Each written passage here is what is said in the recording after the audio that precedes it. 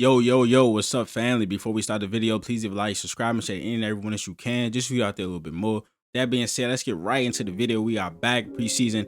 This is the second take of this, man. I feel like I did an incredible first take and my mic wasn't even on. So this is the first half version. So I'm doing this in two half waves, so I don't forget anything. So the starting lineup, Joe specifically told us not to read into anything, but the starting line for this game was Derek White, Jaylen Brown, Sam Hauser, Chris Boucher, and Xavier Tillman.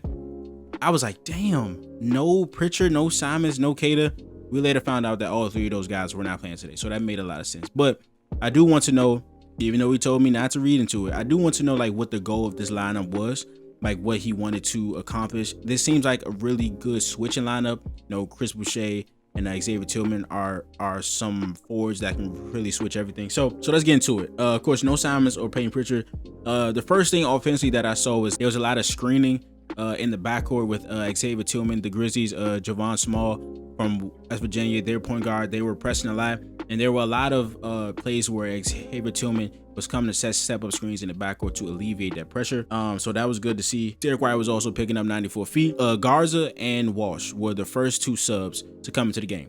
Garza had a great two-play stretch when he came in, and his screening was phenomenal.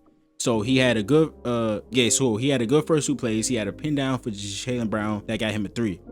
Garza in his media day interviews and his post practice stuff was like, hey, he was talking a lot about being physical and screening for his teammates, getting them opportunities, which in turn will help him get open.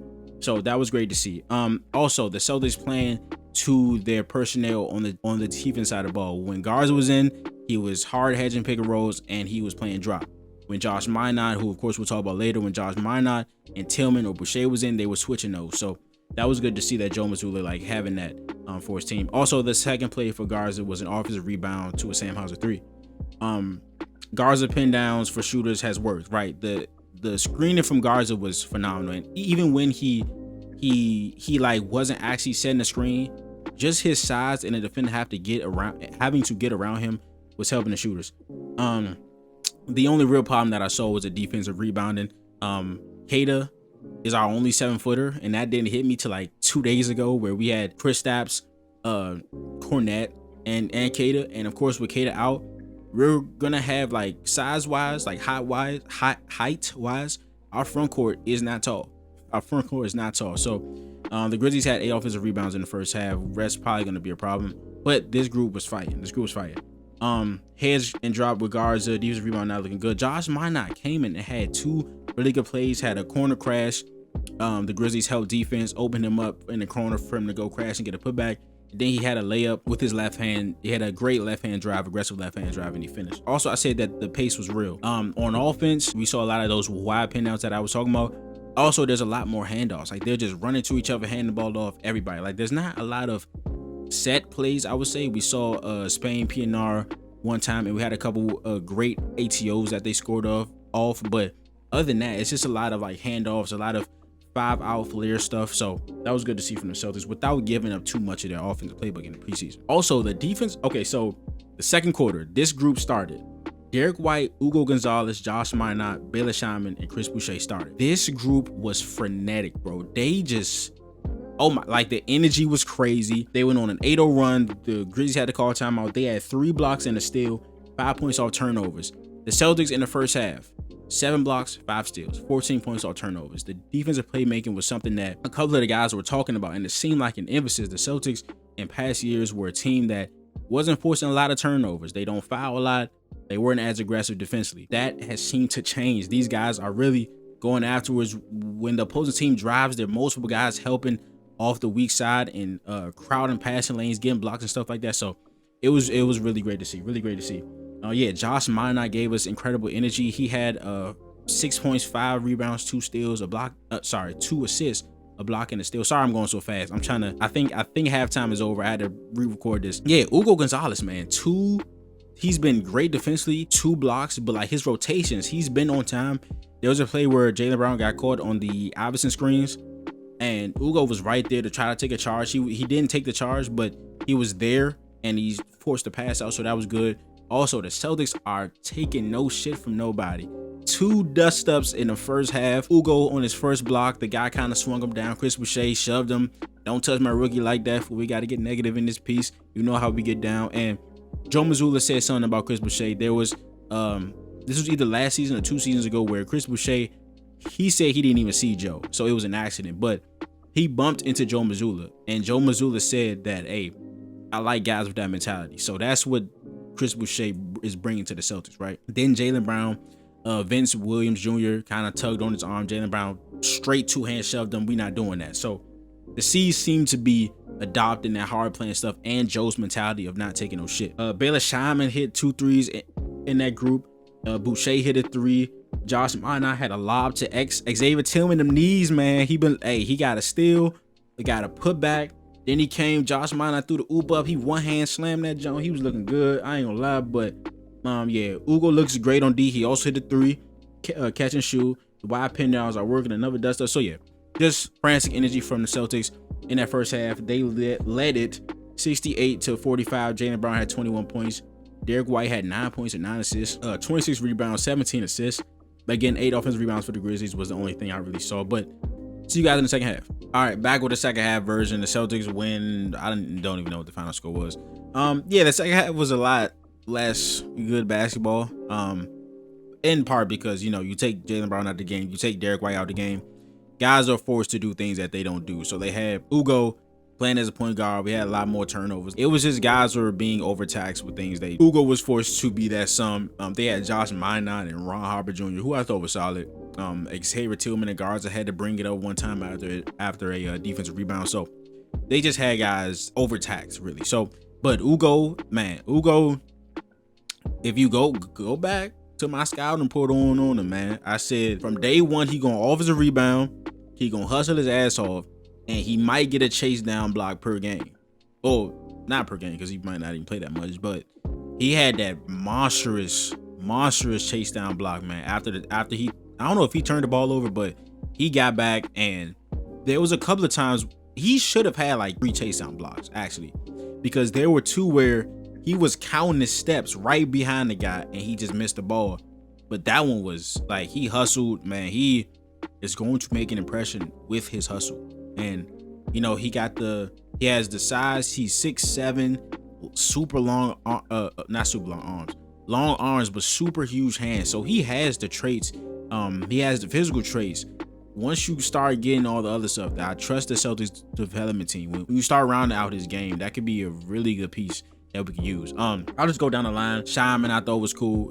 He's obviously gonna look better with the Derek Whites, the Jaylen Browns. When he's able to play all those guys and be a secondary playmaker, he's gonna look better. Of course, in a lineup where he's the best player, it's not gonna look that good. And that's what that third to fourth quarter was. It was just them trying to find offense and it was just sloppy. But that's what it's supposed to be in the preseason. Jaylen Brown had 21 points. Looked really sharp, man. 6 for 13 from the field, 6 for 8 from the free throw line. 3 for 6 from the 3-point line. Just looked really sharp. That's what we expect from Jaylen Brown. Derek White, 16 points, 10 assists, was really running the show. 7 for 16. Only shot 2 for 9 from 3, which we know Derek White is gonna do often. Scheinman, 13.6 rebounds, 2 assists. Yeah, Scheinman he shot 3 for 9 from 3.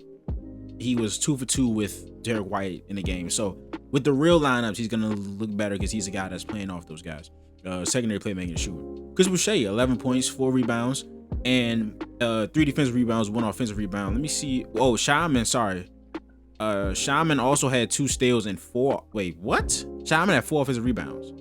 We had a lot of guys with a couple offensive rebounds because they were just really hustling. So that's another thing. Yeah. So Chris Boucher also added a steal and a block. Just energy, man. Like him, Josh Minot, Ugo, just infectious energy. And like I said in the first half, that push to whoever swung down Ugo after his block, that's what Joe Mazzulla is looking for. Like, he appreciated the bump that he did to Joe Mazzulla because it's a mentality thing. If you ever heard Joe Mazzulla talk, it's about mentality. It's about doing whatever you gotta do to win. It's about instilling culture and physicality. Chris Boucher doing that in the first half of a preseason game is a perfect way to do that. And then you see Jaylen Brown do it to Vince Williams Jr. It's just like it's up here. It's up here. We all got to do it. So Luka Garza, who I really liked in this game. Shot 9 free throws. Jesus. Had 10 points, 10 rebounds, double for him. His screening was incredible. The screen was incredible. Like I said a lot in the first half of this. Those wide pin downs, the on-ball screens, he's hitting guys and he's doing the proper screens.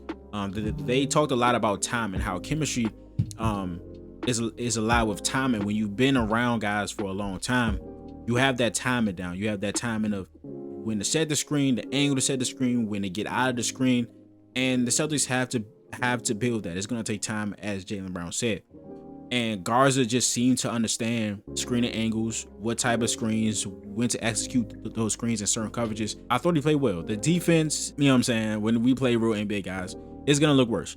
But I feel like he was solid. He had a couple times where he was able to there was a couple threes that I wanted him to take, but he was able to pump fake, get downhill. And that deceleration step, Anthony Edwards said that Luka Garza told him how to do the decel step, and he did that a couple times, got to the line. So then we had Sam Hauser, who did his job. He shot threes. He was 3 for 6 from the 3-point line, had 9 points.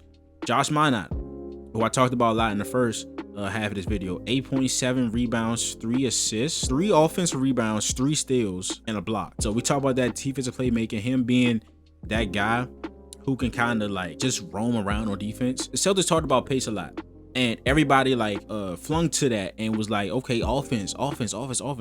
They were flying on defense too. Like they were just everywhere helping. When guys were driving, like 3 guys converge on the paint, high hands, making sure that, hey, if you take this shot, it's gonna be a tough one, and you really can't pass this out because it's no passing lane. You can't see over 3, 6, 8 bodies. So that was cool to see too. So I like Josh Minot. His 3-point shot, we gonna have to work on that.